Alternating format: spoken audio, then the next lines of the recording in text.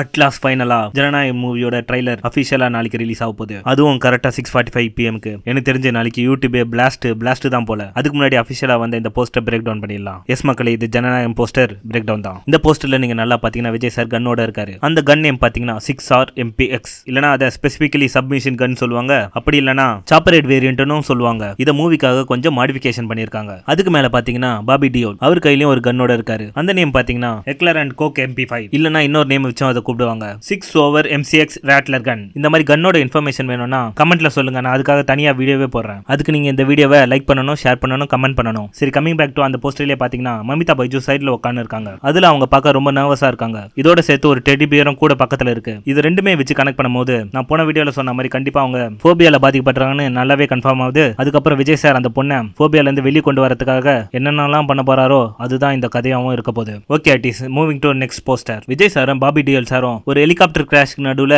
ரெண்டு பேருக்குள்ள ஒரு ஃபேஸ் ஆஃப் நடக்கிற மாதிரி இருக்கு. இதுல நல்லா நோட் பண்ணனா விஜய் சாரும் இப்ப ரீசெண்டா வந்த மமிதா பைஜு பிக்கும் ஒன்னா வச்சு பார்த்தா ஒரே காஸ்டியூம்ல இருக்க மாதிரி இருக்கு. இவங்க ரெண்டு பேரும் ஒரே காஸ்டியூம்ல இருக்காங்க, ஓகே. பட் மமிதா பைஜு இருக்க பிக்க நல்லா நோட் பண்ணனா ஏதோ ஒரு போலீஸ் ஈவென்ட் இல்லனா போலீஸ் ஃபங்க்ஷன் மாதிரி இருக்கு. அதுல முதல்வரும் கலந்துக்கிறார் போல. அங்கதான் பாபி டியோல் இருக்கணும், அந்த ஃபேஸ் ஆஃபா நடக்கணும். பிகாஸ் பாபி டியோல் பார்க்க கமாண்டர் இல்லனா ஹையர் அபிஷியல் மாதிரி இருக்காரு. சோ எனக்கு தெரிஞ்சு ரெண்டு பேரும் போலீஸ் டிபார்ட்மெண்ட்ல இருக்கிறதுக்கு நிறைய வாய்ப்பு இருக்கு. அப்போ பாஸ்ட்ல அவங்களுக்குள்ள ஏதோ நடந்திருக்கும். அந்த ரிவெஞ்ச் திக்க தான் மோஸ்ட்லி இந்த கதை இருக்கும்னு நல்லாவே கெஸ் பண்ண முடியுது. அந்த பாஸ்ட பத்தி தெரிஞ்சுக்கணும்னா ப்ரீவியஸ் வீடியோ பாருங்க. இப்போ இவங்க ரெண்டு பேரும் இந்த Dress போட்டிருக்குதுன்னு பார்த்தா டாப் பில்டிங் மேல இருந்து ரெண்டு பேரும் ஈவென்ட்டுக்குள்ள யாருக்கும் தெரியாம நுழைவாங்க போல. அந்த மாதிரி ஈவென்ட்டுக்குள்ள போன டைம்ல தான் பாபி டியோல் சாருக்கும் விஜய் சாருக்கும் ஃபேஸ் ஆஃப் நடக்கும். மோஸ்ட்லி இதுதான் கிளைமாக்ஸாவும் இருக்கும். அப்போ அந்த டைம்ல மமிதா பைஜோட போபியா போக்க பாபி டியோல் சார் கிட்ட செம்மையா அடி வாங்குவாரு. ஏன் இறந்து போற மாதிரியோட ஆக்ட் பண்ணலாம். அதனால மமிதா பைஜோ அவரை காப்பாத்துறதுக்காக போபியால இருந்து வெளியே வந்து அங்க இருக்க ஆளுங்களை பொலன்னு பொலப்பா அப்படியே விஜய் சார் கூட சேர்ந்து ரெண்டு பேரும் ஆக்ஷன் பிளாக் பண்ணலாம். இதெல்லாம் விட மெயினா இன்னொரு போஸ்டர் நம்ம நோட் பண்ணோம்னா விஜய் சாரோட முஸ்டாக்